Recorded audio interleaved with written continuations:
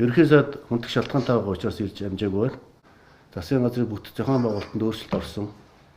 Сайд нар ажиллаа аваад удаагүй байгаа гэж бас би жоохон ойлгож байгаа. Одоо тэгтээ та бүхэн ажилдаа орцгоо.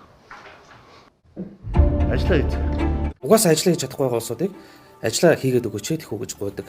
Ийм чагсаал гэж бол дэлхийн хааж байхгүй шүү. Уг одоо суураараа хийж шийдэхгүй. Төр засаг бид нарт төлгөөгөө ярмаар байна.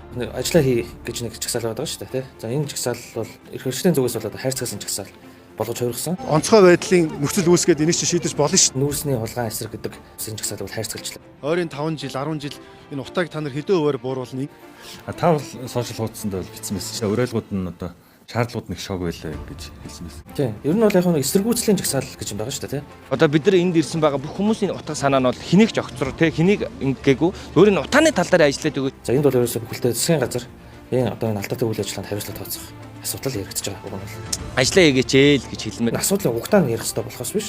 Ажлуудыг сайн хийгээч. Угаасаа ажиллаа хийж чадахгүй байгаа улсуудыг ажиллаа хийгээд өгөөч тэхүү гэж гуйдаг. Ийм чагсаал гэж бол дэлхийн хааж байхгүй шүү дээ. Бүхэл энэ дээр нь дуустал нь ажиллаач. Аль засгийн газрын дээр асуудал үүсэж байгаа. Тэр засгийн газар нь огцорчтол байх хэрэгтэй байхгүй. Засгийн газрыг хилээд байгаа шүү дээ. Хэрэгтэй үед нь сольж явах хэрэгтэй. Энэ бол одоо юу гэдэг нэг удаагийн салбарыг памперс шиг сольж явах хэрэгтэй. Болохгүй л болоод ирэх юм бол тэрийг унгаагаал дараагийн засгийн газрыг 4 жилийн дараа бид нар ямар байх юм? 8 жилийн дараа бид нар ямар байх юм бэ? Тэрс засгийн газар нь доктортой байхлаар улс орны хөгжил доктортой байдаг гэдэг яг тийм онол ном хаанаас тийм зүйл гаргаж ирчээд Ойрын 5 жил, 10 жил энэ утааг та нар хэдэн хувиар бууруул? Ер нь яаж одоо бид нар одоо үр дүнд хүрэх юм бэ? Үзэл бодол одоо нэгтэй байгаа гэдэг мэдлэг төстэй байгаа залуучууд иргэдтэй найс нөхдөдөө эвлэлд нэгдэж чагслаа цуглалаа. Ингээд болно шүү дээ. Үйл ажиллагаа ердөө ийм л хүрээнд явж.